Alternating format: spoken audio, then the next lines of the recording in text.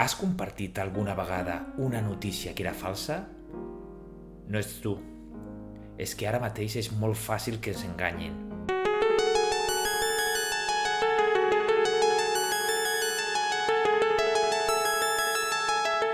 Les notícies i les webs ja no semblen tan falses.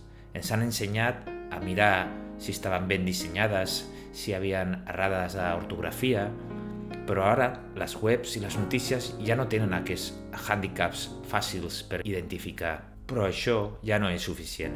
I no és que tu no pensis, és que la malícia porta 2 passes més endavant que la raó.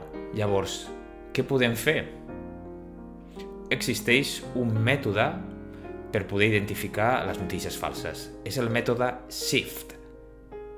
S de stop, I d'investigate, F de find coverage, de trobar cobertura, i T de trace.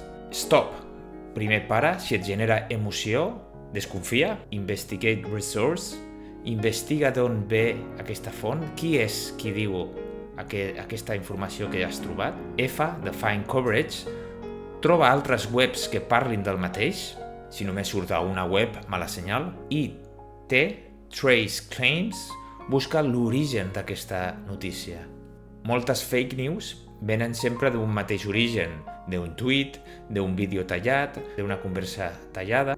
Per exemple, si trobem un vídeo on surt una sentència, una frase només, hem d'anar a buscar la font original, el vídeo sencer, per conèixer el context de què estan parlant exactament. O si veiem una imatge, hem de verificar que aquella imatge correspongui a la notícia i no sigui una imatge de fa 5 anys o d'un altre lloc.